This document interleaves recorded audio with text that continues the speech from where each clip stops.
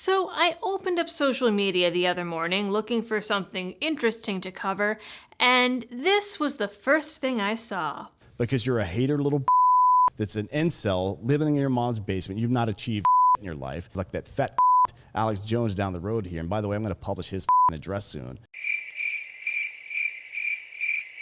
It might be because I hadn't had my one pregnancy allotted 6-ounce cup of blackout coffee yet, but the only reaction I could muster was, what the f***?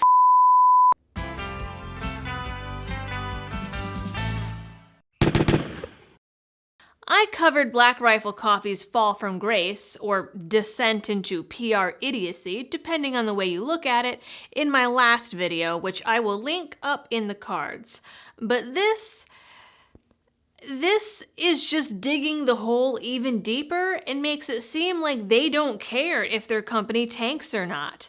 Either that, or they have to have some kind of business family meeting and talk about the quiet parts that you don't say out loud.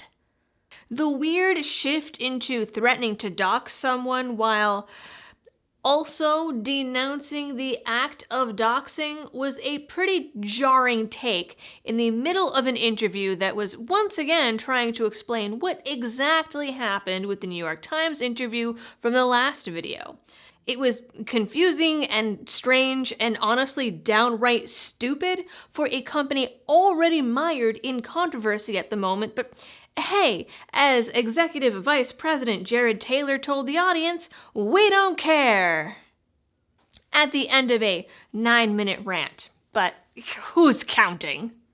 Before I dig deeper and show you guys the clips in question, or as much of it as I can without landing into ban or dox territory, apparently, here is a quick word about one of this channel's partners who does care and always has your safety in mind. The USCCA is about something bigger than the right to bear arms. It's a resource to help you be ready for the before, during, and after of a self-defense incident. If you're not one of the 500,000 plus responsibly armed Americans who are proud USCCA members like myself, then now is the time to explore membership. Use my link on the screen or down in the description to learn about life-saving education, industry-leading training, and self-defense liability insurance. The clip in question here was part of the Drinkin' Bros podcast and was posted to the Drinkin' Bros Clips YouTube on July 26th. The original full episode has apparently been deleted from their main YouTube channel. The men we'll see in frame here for this clip are Jared Taylor, the Executive VP at BRCC, and Dan Holloway, who is the former VP of Marketing. According to his LinkedIn, he worked with BRCC from April 2017 to February 2019, but his email address is still a BRCC domain email, suggesting he's still associated with the company in some way. The clip starts out with a deeper explanation of why the company did the interview with the New York Times and offers, frankly, a better explanation about the content in that article than Evan Hafer did in any of his statements or interviews. Taylor explains that the interview wasn't just a single phone call or two, and that the Times writer followed company members around for a few days. He says that they agreed to do the article because, quote, we have nothing to hide. And also because they were in the middle of doing an adaptive athlete project and thought that the publicity would help bring attention to veterans and veteran causes. But in the next breath, he says, yeah, the New York Times sucks, and basically admits that they specialize in creating controversy. Yeah, the New York Times sucks. Their business model is controversy and sinking ships that they can sink. And getting everybody can, and getting people to fight. Again, despite knowing this, he echoed Hafer's comments that they didn't include any of this pre-existing knowledge about the Times in their decision. Why? He says it's because they really, really, really wanted the left to know about how much veterans are suffering, which is a valiant cause. We still need to let the left know that our dudes exist out there and they're hurt and they've been in 22 years worth of wars. Again, we have nothing to hide. Taylor goes on to explain that all of the quotes that folks have gotten the most mad about were made in direct response to being asked what Hafer thought about all the customers they'd lost after denouncing Kyle Rittenhouse. Taylor says that prior to the company getting hate mail from the Proud Boys, he used to argue with his liberal friends that conservatives aren't racist, but that the Kyle experience opened his eyes to the existence of racism on the right. And that's what Evan was referring to, though, in that comment. He was not calling conservatives racist. He was not calling anybody that supported Trump racist. He wasn't saying anything. We were talking about, hey, we don't want people to associate with our brand. That's pretty cut and dry. Taylor then clarifies on the St. Michael conundrum, saying that the reporter was in their art room, saw the St. Michael design in a pile of designs that were on hold, and asked why it was on hold. The BRCC folks allegedly told the reporter it was because their legal department said that the DoD was now calling the image a hate symbol and had banned it, and so they were looking into it before printing it. Perfectly reasonable, considering, as he says, a large part of their market includes selling their coffee on base, and so they don't want to become banned from bases. If that had been included in their original explanation of things the article got wrong, that probably would have saved them a lot of trouble. Well, trouble's my middle name. But then Taylor turns to the camera, points at the audience directly, and calls them stupid for believing the version that the Times printed. This is where stupid people, I will call you stupid if you were part of this. He says, however, that he will admit that the way the interview was published, it makes the company look bad. If the interview ended there, everything would be fine. It explained some things, made some sense of the situation, and dude should have just stopped talking and called it a day. But he didn't. One of the hosts asks the very same question I've asked, that other YouTubers and bloggers have asked, and that people on social media have asked, and BRC banned them for. If you knew that the New York Times engages in controversial, unfair reporting, and knew that the outcome would probably not put the company in a great light, why did they do it? This is where Taylor mentioned the left needing to know about the plight of veterans and recognizing that, for all its faults, the Times is a huge publication that could help bring attention to veterans' issues. He says this in a fair and reasonable way. But then the co-host, who is, again, the former BRCC VP of Marketing, says that clearly their critics have Gell-Mann amnesia, meaning basically that people recognize that the New York Times does, in fact, publish left-leaning and sometimes fake news, but then saw this article and did not classify it as lefty fake news, which is the customer's fault for being stupid. Now all of a sudden they trust what the New York Times has to say. You're a idiot. You're a idiot. I mean, that is the dumbest thing. The thing is, that's like your worst enemy. That's like one of our worst enemies. Somebody we hate coming and saying, you know what Jared said about you guys? I'd be like, shut the up. So essentially, they're saying that the company knew they wouldn't get a fair shake, did the interview anyway, posted it without any clarifications or retractions, made no comment on it until 5 days after social media said what the F, and are blaming their customers for taking the article seriously. Have you ever heard the expression, the customer is always right? He says that you can't take an uncredible source and expect them to be credible and provide credible information, even though that's exactly what the people at BRCC did themselves. This is where things turn really ugly out of nowhere. It's because you wanted it to be true, because you're a hater little that's an incel living in your mom's basement. You've not achieved in your life. And half of these like that fat Alex Jones down the road here. And by the way, I'm going to publish his address soon. Talking all this about no him. What?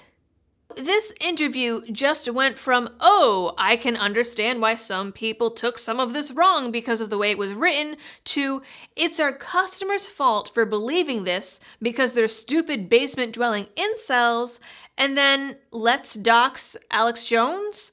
The hell does he even have to do with any of this? Taylor starts fidgeting on his side of the table, but instead of interrupting or disagreeing, he just laughs and says nothing, as Holloway goes on a rant stating F that guy, and that Alex Jones deserves to be doxxed for calling BRCC cowards.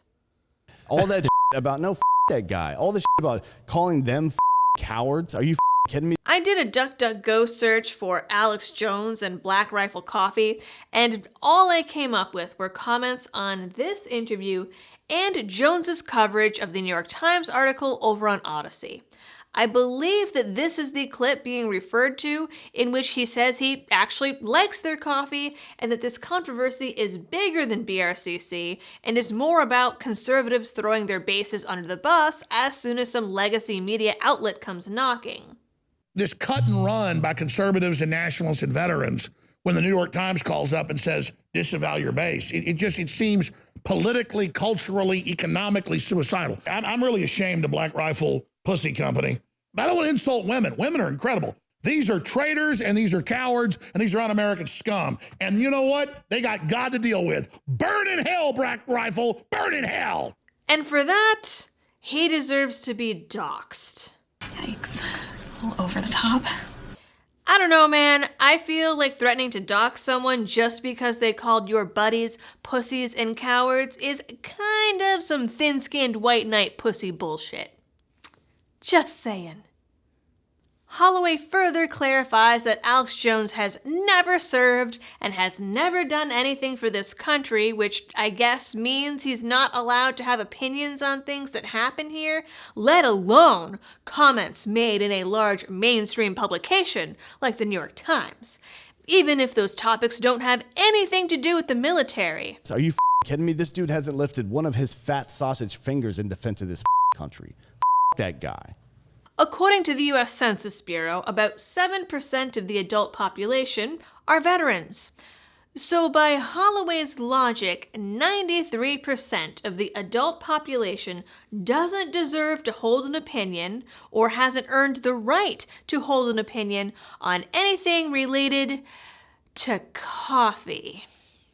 Unless those opinions are positive and involve buying the product, then by all means. But negative opinions held by non-veterans, you're getting doxxed, bro. Now, you could argue that Holloway doesn't speak for BRCC because he no longer works for them, at least according to his LinkedIn, though he certainly seems to be taking over as the PR guy in this interview. But when he finishes his little F Alex Jones, let's dox him rant, Taylor nods and says, he's got a point. You know, for veterans, these guys really don't know how to not shoot themselves in the foot. The other hosts cut in and say, you can't dox anybody, to which Holloway responds, no, I absolutely will. He then goes on to justify the threat with the reasoning that, well, Alex Jones has Proud Boy followers that doxed BRCC employees, and doxing is wrong. And BRCC needs to prove how wrong that is by doxing someone that did not do the original BRCC doxing, no less. Much logic, such wow. My man! We just can't He's dox got anybody. He's got a point, though. I absolutely will. Him. He's not entitled when all of his Proud Boy followers are out there looking up his address and Evan's address and Matt's address and just regular employees of the company's addresses and putting them online along with their personal, not business, but personal email addresses and phone number. Him. Yeah, who did that, by the way? Proud Boys did that. The other hosts also point out that some of the leaks came from within BRCC itself. That, though, is attributed to freedom of speech. Taylor goes on to say that anyone who disagrees is a nerd that's been conditioned to be polarizing. I can't even say this part with a straight face because it is so ridiculous. These people have fallen for a trap that Taylor says he and other BRCC employees are immune to. Shut up, you nerds. You're a bunch of nerds. That's the sound of somebody that's never sacrificed a goddamn thing in their life. No, or doesn't even understand that you've literally been conditioned to be as polarizing as you are right now. Yeah. You are falling for the trap, and pathetic. we don't. Holloway agrees and adds that many of them are 3%ers who he describes as fat retards. It's all these non-deployed or non-service 3%er, right? Hanging out with a bunch of other fat retards like yourself that that all think the same. The pillar of progress, Dan. The pillar. You can suck my. All right, so that's another customer base we can check off the list. The irony is that Taylor then goes on to say that veteran status doesn't define patriotism, despite agreeing with Holloway that non-veterans aren't entitled to opinion about BRCC approximately 3 minutes earlier. The pair end this 9-minute rant by stating, "We don't care," which was clearly evident. I would imagine that a large amount of BRCC's customer base is there for one of two reasons, maybe both. The first being because their YouTube videos are pretty hilarious, or at least they were.